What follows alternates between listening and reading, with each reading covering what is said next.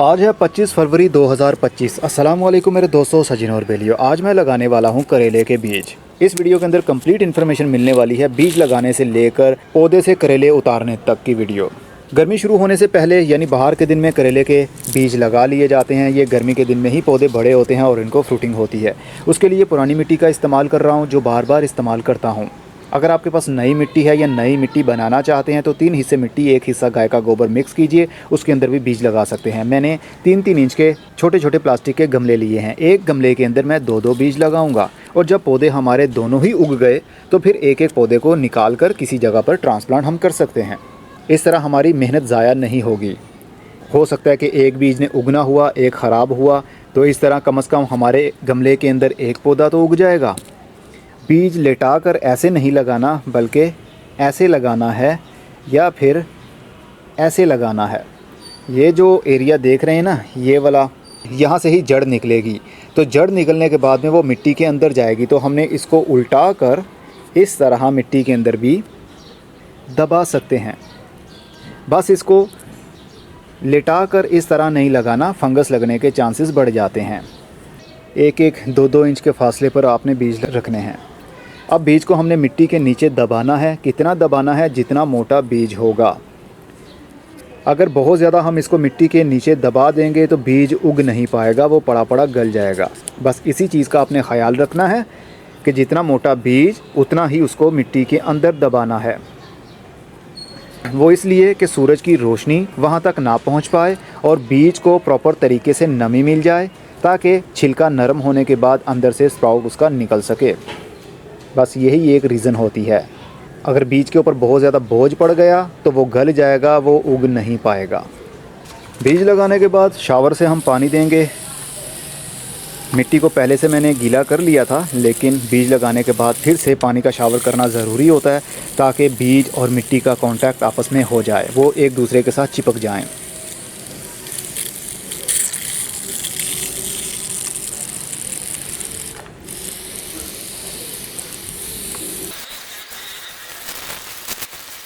अभी अभी बारिश हुई है, इसलिए मौसम थोड़ा ठंडा हो गया है, तो मैं इसको रखूँगा पॉली हाउस के अंदर। ये रहा वो पॉली हाउस जिसके अंदर मैंने गमलों को रख दिया है, ताकि नमी भी बनी रहे और हीट भी थोड़ी सी बनी रहे। बस पानी का ख्याल रखना है और रोशनी ब्राइट होनी चाहिए, अंधेरी जगह पर नहीं रखना, नहीं तो बीज में से पौधा निकलने के बाद अगर उसको रोशनी की कमी हो गई तो वो एक साइड पर लंबा होकर गिर जाएगा, फिर मुरझा जाएगा। मिलते हैं कुछ दिन बाद। 12 दिन बाद करेले के बीज अब काफ़ी सारे जर्मिनेट हो गए हैं और अब मिट्टी को फाड़ते हुए ये मिट्टी से बाहर निकलने की कोशिश कर रहे हैं। बस पानी का ख्याल रखना है, बिल्कुल पानी खुश्क नहीं होना चाहिए और ना ही बहुत ज़्यादा पानी देना है कि बीज और उनकी जड़ें ही मिट्टी के अंदर पड़ी पड़ी गल जाएं। अभी इनको मैं निकाल कर बाहर नहीं रखूँगा जब तक कि ये सही से जर्मिनेट होकर पौधों की सूरत नहीं ले लेते। 14 दिन बाद अब हमारे करेले के पौधे इतने बड़े हो गए हैं कि इनको अब ट्रांसप्लांट कर लिया जाए। अगर अभी इनको पॉली हाउस के अंदर ही रखेंगे, रोशनी कम मिलेगी यहाँ पर, तो फिर इनकी टहनियाँ काफ़ी लंबी होकर एक साइड पर झुक जाएंगी, फिर ये गिर जाएंगी और सरवाइव नहीं कर पाएंगी। हमारे एक गमले के अंदर अभी जर्मिनेशन शुरू हो रही है। ये मिट्टी उभरी उभरी दिख रही है आपको, ये निशानी है कि नीचे से बीज भी जर्मिनेट हो रहा है। ये ग्रीन एरिया भी आप देख सकते हैं। तो आने वाले टाइम में ये भी पौधों की सूरत ले लेंगे, लेकिन उससे पहले जितने पौधे बड़े हो गए हैं इनको तो ट्रांसप्लांट करें। हर गमले के अंदर 2-2 बीज डाले थे, तो 2-2 बीज ही हमारे जर्मिनेट हो गए। काफ़ी अच्छा जर्मिनेशन रेट रहा इनका। 2 पौधों को मैं लगाने वाला हूँ थर्मोकोल के डब्बे के अंदर। इसकी गहराई तकरीबन 8 इंच है और ये तकरीबन 1.5 फुट से ज़्यादा लंबा है और 1 फुट से ज़्यादा चौड़ा है। इसके अंदर वही पुरानी मिट्टी भर ली है जो बार बार इस्तेमाल करता हूँ। अगर आप नई मिट्टी बना रहे हैं तो 3 हिस्से मिट्टी, 1 हिस्सा सूखा गाय का गोबर मिक्स कीजिए और उसके अंदर भी पौधों को लगा सकते हैं। और 2 पौधों को मैं लगाऊंगा 12-12 इंच के गमलों के अंदर। मिनिमम 12 इंच का गमला एक पौधे को देना है, क्योंकि ये बेल बन जाएगी, इसकी रूट्स ज़्यादा होती हैं, इसलिए कम से कम 12 इंच का एक गमला एक पौधे के लिए। अगर बड़ा गमला मिल जाए या बड़ी स्पेस मिल जाए तो क्या ही बात है। पहले खड्डा बना लेंगे एक। मैंने मिट्टी में पहले से पानी दिया हुआ है ताकि मॉइस्चर लेवल बना रहे। ऑर्गेनिकली मैं चल रहा हूँ, कोई केमिकल इस्तेमाल नहीं कर रहा, इसलिए ऑर्गेनिक मैटर जब भी मिट्टी में डालेंगे तो पानी का होना ज़रूरी है। अगर मिट्टी में पानी नहीं होगा तो ऑर्गेनिक मैटर डिकम्पोज नहीं हो पाएगा। देखिए कितने अच्छे से इसकी सफ़ेद जड़ें निकली हुई हैं।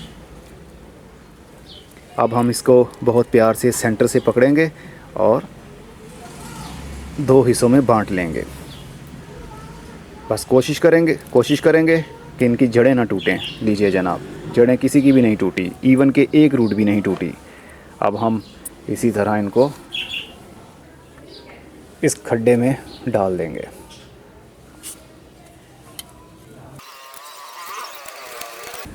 और थोड़ा सा हम इसको दबा देंगे, लेकिन तने से पकड़कर नहीं दबाना। अगर तने से दबाएंगे तो ये टूट जाएगा या फिर जड़ें टूट जाएंगी। थोड़ा सा दूरी पर रखिए, 1 इंच की दूरी, और हल्का सा इसको उंगलियों से दबा दीजिए ताकि पौधा अपनी जगह पर खड़ा हो जाए।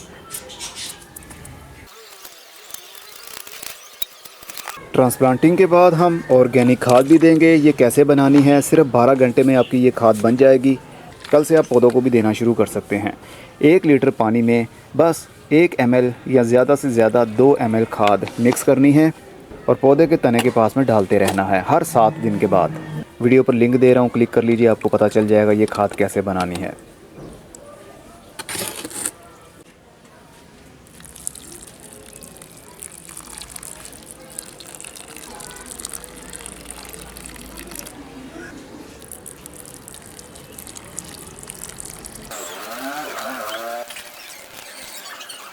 अभी ये जो पौधे बच गए हैं इनको हम ट्रांसप्लांट अभी नहीं करेंगे। हो सकता है कि चिड़ियाँ वो पत्ते खाना शुरू कर दें, क्योंकि बाहर के दिन है तो बाहर के दिनों में छोटे पौधों के पत्ते काफ़ी कोमल होते हैं, चिड़ियाँ आकर पत्तों को खाने लगती हैं। अगर ऐसा किया तो फिर हम ये पौधे वहाँ पर ट्रांसप्लांट करके प्लास्टिक की बोतल से कवर कर देंगे कुछ दिनों के लिए, जब तक कि पौधा थोड़ा लंबा ना हो जाए।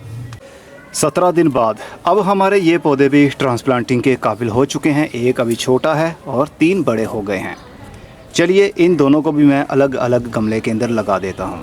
23 दिन बाद अब हमारे पौधे जो ट्रांसप्लांट किए थे वो स्टेबल हो चुके हैं। नई ग्रोथ इनकी बढ़ना शुरू हो रही है। मैंने मल्चिंग भी कर दी है, मिट्टी को कवर भी कर दिया है चावल के छिलकों से। अगर छिलके आपके पास ना हो तो आप कोई सा भी ग्रीन मटेरियल या फिर सूखे पत्ते भी इस्तेमाल कर सकते हैं मिट्टी को कवर करने के लिए, ताकि सूरज की धूप पड़ने की वजह से मिट्टी गर्म ना हो और मिट्टी के अंदर जो मॉइस्चर है वो जल्दी उड़ ना जाए। अब इसको खाद देने का भी टाइम है। आज मैं इसको देने वाला हूँ एलोवेरा से बना हुआ एंजाइम, ताकि इनकी ग्रोथ और भी अच्छी हो। एलोवेरा से बना हुआ यानी कड़वा एंजाइम इसलिए दिया जाता है ताकि पौधे की रूट्स नई अच्छे से आएँ, अच्छे से डेवलप हों, सफ़ेद सी रूट्स आती रहें और पौधे की ग्रोथ आगे बढ़ती रहे।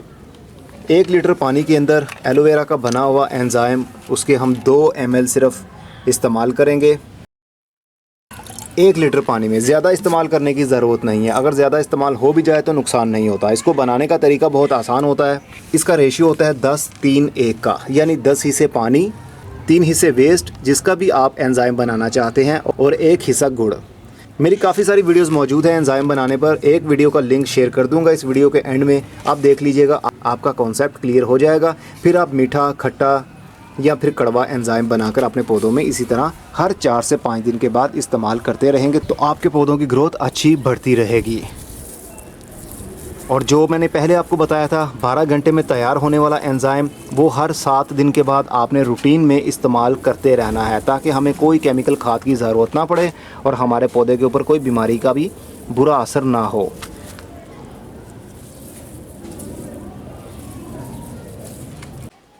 एक महीने बाद अब हमारी बेलें लंबी भी हो रही हैं, लेकिन अभी हमें इनकी कटिंग भी करना पड़ेगी। जो टहनी लंबी हो रही है उसको आगे से हमने पिंच कर देना है ताकि मल्टीपल शूट्स वहाँ से निकल सकें। अगर एक ही टहनी लंबी हो जाएगी तो फिर उसके ऊपर मेल फूल ज़्यादा आएंगे, फीमेल फूल ना होने के बराबर, तो हमारा फ्रूट बहुत कम सेट हो पाएगा। तो हर टहनी को ऊपर से आपने कुछ इस तरह काटते रहना है। बस एक बार ही हमने ऊपर से टहनी को काटना है। अभी ये वाला पौधा काफ़ी छोटा है, इसको नहीं काटेंगे, और ये वाला पौधा भी अभी छोटा है, इसको भी अभी नहीं काटेंगे। चलिए मिलते हैं कुछ दिन बाद। 1 महीना 9 दिन बाद करेले के पौधे अब और भी बड़े हो गए हैं। जैसे ही हमने इसकी प्रूनिंग की थी तो साइड ब्रांचेस और भी तेज़ी के साथ निकलने लगी और मैंने रस्सियाँ भी बांध दी हैं ताकि इनको सपोर्ट मिल जाए और ये बिल्कुल स्ट्रेट ऊपर वाली साइड पर रस्सियों का सहारा लेते हुए ऊपर चढ़ जाएं और बहुत सारा हमें फ्रूट भी दें। अभी कलियां भी इनको लगने लगी हैं। देखिए ये छोटी सी कली आप देख सकते हैं, इस तरह की बहुत सारी कलियां पौधों के साथ लगी हुई हैं। इनके ऊपर कीड़ों का फ़िलहाल के लिए हमला नहीं हुआ, लेकिन एलोवेरा से बना हुआ एंजाइम का हम स्प्रे करते रहेंगे हर 4 से 5 दिन के बाद, तो हमारे पौधे से कीड़े दूर रहेंगे। एलोवेरा एंजाइम कैसे बनाना है उसका लिंक डिस्क्रिप्शन बॉक्स में और कमेंट बॉक्स में पिन कर दूंगा, आप उस पर क्लिक करके वीडियो देख सकते हैं ताकि आप भी एंजाइम बनाएं और अपने पौधों के ऊपर कीड़ों को भगाने के लिए उसका स्प्रे करते रहें। चलिए इनको थोड़ा और बड़ा करते हैं। 1 महीना 20 दिन बाद अब करेले की बेलें इतनी बड़ी हो गई हैं कि हमें टहनियाँ ही टहनियाँ नज़र आ रही हैं और फ्रूटिंग भी शुरू हो चुकी है और इनकी टहनियाँ दूसरे पौधों के ऊपर भी आ गई और यहाँ पर भी अपनी ग्रोथ को बढ़ा रही हैं। क्योंकि हमने गमलों के अंदर पौधे लगाए हैं और गमलों के अंदर ना तो ज़्यादा स्पेस होती है और ना ज़मीन के ऊपर ज़्यादा स्पेस होती है कि टहनियाँ अपनी मर्ज़ी से कहीं पर भी जा सकें। इसलिए जहाँ पर उनको जगह मिलती है वो वहीं पर ग्रोथ करने की कोशिश करती हैं। और अब देखिए इनको फ्लावरिंग के बाद में फ्रूटिंग भी शुरू हो चुकी है। ये छोटा सा करेला आप देख सकते हैं कितना खूबसूरत ये भी अब बनना शुरू हो चुका है। इसी तरह के और भी छोटे छोटे से करेले बन रहे हैं इनको, जो कि आने वाले टाइम में बड़े भी होंगे। इनमें से कुछ पीले होकर गिर भी जाएंगे क्योंकि अभी पौधे मैच्योर नहीं हैं, अभी तो इनका सीज़न शुरू हो रहा है। जैसे जैसे गर्मी बढ़ती जाएगी वैसे वैसे इनके पौधे और भी मैच्योर हो जाएंगे और फिर इनको अच्छी फ्लावरिंग और फिर फ्रूटिंग भी होगी।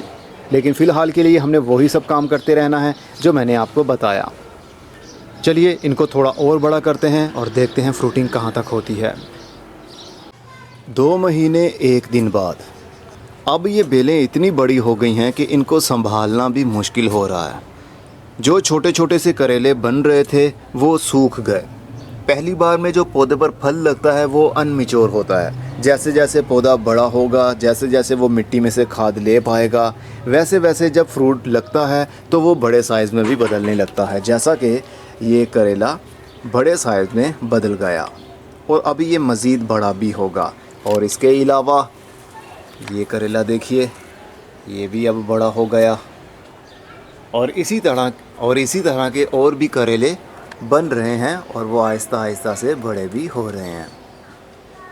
तो जो छोटे साइज़ के करेले पीले हो जाते हैं या तो वो खाद की कमी की वजह से होता है या फिर पौधा अभी मैच्योर नहीं होता और उसके ऊपर जल्दी फूल आ जाते हैं, तो पौधा उसको खुराक ठीक से दे नहीं पाता, इस वजह से वो मुरझा जाता है। और अगर करेला बड़ा होने के बाद में पीला होने लगे तो फिर समझ जाइएगा उसको या तो खाद की कमी है या फिर फ्रूट फ्लाई एक मक्खी होती है, वो आकर फल के ऊपर डंक मारती है और उसके अंदर अंडे इंजेक्ट कर देती है, जिस वजह से क्या होगा वहाँ से पीलापन शुरू हो जाएगा। पीलापन भी सर्कल की सूरत में बनता है, एक गोल सा दायरा बनेगा और वो गोल दायरा पीले रंग में बदलता हुआ पूरे करेले को ही पीले रंग में बदल देगा।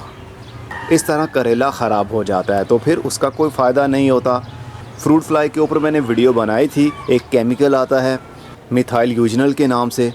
वो क्या होता है कि मेल मक्खियों को वो अपनी तरफ खींच लेता है और एक ट्रैप के अंदर उसको बांध दिया जाता है। 1 साल पहले मैंने यहाँ पर इस डंडे के साथ में वो ट्रैप बांधा होता था। जितनी भी मेल मक्खियाँ होती थी फ्रूट फ्लाइज़ वाली वो सारी उसके अंदर आ जाती थी और उसके अंदर मैंने जहर लगाया हुआ था।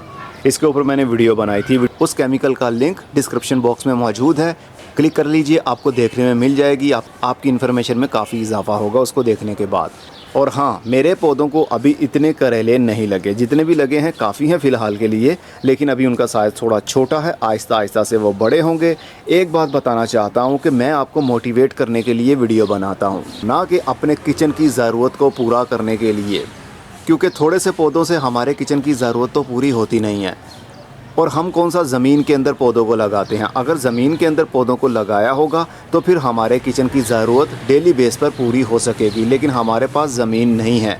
गमलों के अंदर अगर हम बेल वाली सब्ज़ियां लगाते हैं तो वो एक लिमिटेड स्पेस बन जाती है, क्योंकि गमला तो फिर गमला है, इसके अंदर कितनी रूट्स डेवलप हो जाएंगी और पौधे को ज़्यादा ग्रोथ करवाने के लिए अपनी रूट्स को ज़्यादा डेवलप करना पड़ता है, तभी जाकर आपके पौधे के ऊपर सही से फ्रूटिंग होती है। बस मैंने आपको एक आइडिया देना होता है कि आप घरों में भी सब्जियां लगा सकते हैं। अगर ज़्यादा लगाएंगे तो ज़्यादा फल मिलेगा। पौधे चाहे कम हों लेकिन उसको ज़्यादा स्पेस मिले, यानी मिट्टी ज़्यादा मिले, तो फिर पौधों की ग्रोथ डेफिनेटली, थोड़े पौधों को ज़्यादा सब्ज़ी लग जाती है। तो मैंने आपको मोटिवेट करना था, जो कि मैंने कर दिया। अब अगर आप अच्छी सब्ज़ी लेना चाहते हैं, ज़्यादा सब्ज़ी लेना चाहते हैं, तो ज़्यादा से ज़्यादा जगह देने की कोशिश कीजिए जड़ों को, तभी आपके पौधों पर अच्छी फ्रूटिंग होगी और फ्लावरिंग भी होगी और सब्ज़ी भी अच्छी उतरेगी और आपके किचन की ज़रूरत भी वहाँ से पूरी हो सकेगी। अब ये बेलें चलेंगी तकरीबन नवंबर के महीने तक, लेकिन गमलों के अंदर तो लिमिटेड स्पेस है, इनके अंदर बहुत देर के लिए नई रूट्स आ नहीं पाएंगी, क्योंकि जितनी जड़ें बन चुकी हैं अब वो मज़ीद बड़ी नहीं हो पाएंगी, क्योंकि गमलों के अंदर जगह ही कम पड़ती जाएगी। ये देखिए, यहाँ तक भी बेलें आ गई और यहाँ पर भी ये करेला बन रहा है। तो इस तरह के बहुत ज़्यादा करेले छोटे छोटे से और बड़े बड़े से बन रहे हैं। जब तक गर्मी रहेगी तब तक ये बेलें रहेंगी और करेले आपको देती रहेंगी। बरसात के मौसम में करेले जल्दी ख़राब होने लगते हैं, क्योंकि फ्रूट फ्लाइज का ज़्यादा हमला होने लगता है, मक्खियाँ आकर डंक मारती हैं, जिस वजह से आपका फल ख़राब हो जाता है। तो उसके लिए स्प्रे करने से अच्छा है कि वो केमिकल का इस्तेमाल कर लिया जाए, जिसकी मैं अभी बात कर रहा हूँ। डिस्क्रिप्शन बॉक्स में जाकर वो वाली वीडियो ज़रूर देख लीजिएगा। अब ये बेलें और भी ज़्यादा बड़ी होंगी और इतनी बड़ी होंगी कि हमें पहचान ही नहीं हो पाएगी कि कौन से गमले की कौन सी बेल किस जगह पर जा रही है। इतनी ज़्यादा इनकी डेंस ग्रोथ होती है। और ये हुड के ऊपर चढ़ गई हैं टहनियाँ, और चढ़ती चढ़ती न जाने किस जगह पर जाएंगी। लेकिन दूसरी बात ये भी है फ्रूट कम लगने की, क्योंकि यहाँ पर दीवारें होती हैं और ये जो ग्रिल आप देख रहे हैं ये लोहे की है। जब धूप निकलती है तो ये लोहा गर्म हो जाता है, और जब टहनियों ने अपने आप को लोहे की ग्रिल के साथ या दीवार के साथ ट्विस्ट किया होगा, लिपेटा होगा, तो फिर ये टहनियाँ भी यहाँ से गर्म हो जाती हैं और फ्रूट लगने के चांसेस और भी कम हो जाते हैं। पौधा स्ट्रेस में चला जाता है।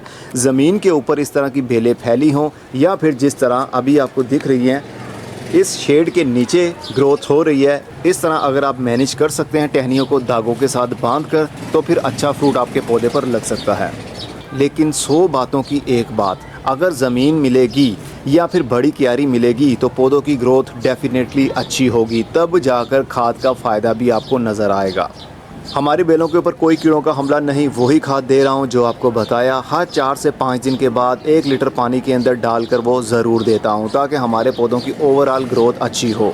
अभी अप्रैल का महीना चल रहा है, तो अगर आप अभी बीज लगाना चाहते हैं करेले के तो लगा सकते हैं, लेकिन शेडी एरिया में लगाइएगा, फुल धूप वाली जगह पर मत लगाइएगा। जैसा कि मैंने शेडी एरिया की जगह पर लगाया है, इसी तरह आप लगाइएगा, क्योंकि अब आप काफ़ी लेट हो चुके हैं। फरवरी से मार्च के महीने में करेले के बीज लगा लिए जाते हैं और अप्रैल के महीने तक पौधों के ऊपर फल लगना शुरू हो जाता है, तो पौधे मैच्योर हो चुके होते हैं, गर्मी को थोड़ा बहुत बर्दाश्त कर सकते हैं। और अगर अब लगाएंगे तो गर्मी बहुत ज़्यादा तेज़ है, आपके पौधे सरवाइव नहीं कर पाएंगे।